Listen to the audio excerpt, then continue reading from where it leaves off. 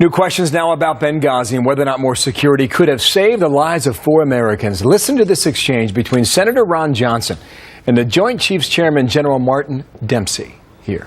So I think the assumption would be if we had maybe 16, which means 4 people full-time guards at that consulate, probably that attack never would have occurred. Well, if you're asking me, would additional security forces have made a difference in any number of ways? The answer is yes, of course. Okay, well, thank you. Ron Johnson, the Republican senator, is with me now to talk about that. Sir, good morning to you and welcome back here to America's Newsroom. When you think about that answer, does it lead you anywhere? Well, that's been my main point all along here. Is I know people have been interested in the misleading talking points for a couple of weeks. But from my standpoint, the reason this administration was misleading us for a couple of weeks is because they didn't want Americans to really examine and think about the lack of action, the dereliction of duty, the gross negligence that led up to Benghazi. You know, there were repeated requests for security. It was well known that the security situation was deteriorating, and the State Department, in a cable reply that bore Secretary Clinton's signature, basically not only denied the request for additional security, but actually said they were going to proceed with a plan to ramp down security. And, you know, from my standpoint, it's just a shame. There were no fully armed guards, in other words, armed at all times. And I think if that would have happened, if we would have had just 4 armed guards, you know, people that were trained, I don't think the attack ever would have happened. I don't think 4 brave Americans would have lost their lives. So you were trying to figure out whether or not the security request was made, and then ultimately what happened to that request.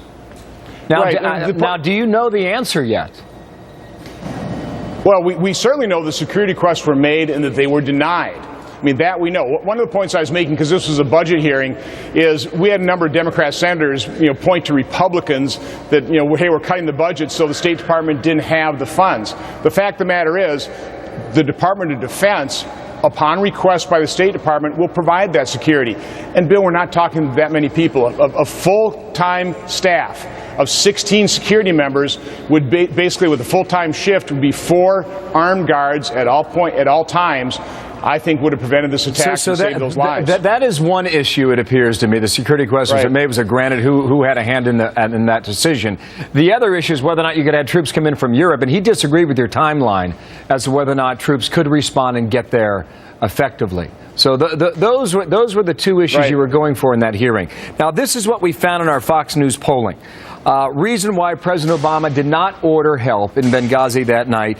A clear majority, 56%, say they did not want to risk an election. This was September 11th. Do you agree with those people? That might be a possibility. I mean, that's conjecture. But, you know, the other question I was asking is based on a report by Adam Housley from Fox News, where he was talking to somebody from the commander in extremis force based out of Europe, basically saying that force that's at a very high state of readiness could have been in Benghazi in 4 to 6 hours, which actually would have at least saved the additional 2 lives, Glenn Doherty and Tyrone Woods. And, you know, my question is, why didn't we bring assets into Benghazi as soon as possible? Because we had no idea. At the time, nobody knew how long this thing was going to last and what it might have blown up into.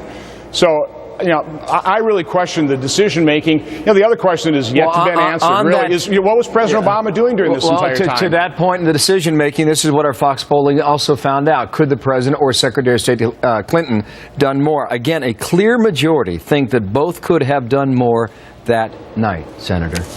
Well, that I agree. I think both of them could have been more engaged. And, you know, if the President would have been more engaged, I think we would know about it. So the fact that we don't know exactly what he was doing kind of speaks volumes. And my guess is he pretty well checked out of this one. Are you moving the ball forward on this? Are you getting anywhere? I mean, you've been at it for months. Well, I know, slowly but surely. And unfortunately, there's not a whole lot of questioning here in the Democrat-controlled Senate. So, you know, when I had my opportunity in front of a budget hearing where we had General Dempsey come in front of it, rather than really talk about the budget, I actually did center on questions on Benghazi. Yeah. But it is pretty frustrating being a Republican senator here in the minority. We don't get to call the hearings. That's controlled by the Democrats. Most of the hearing action has to take place in the House where Republicans control it. Yeah, I'm going to put your answer down as not quite sure just yet. But we'll be in contact. Senator, thank you. Okay. Ron Johnson. Have a great day.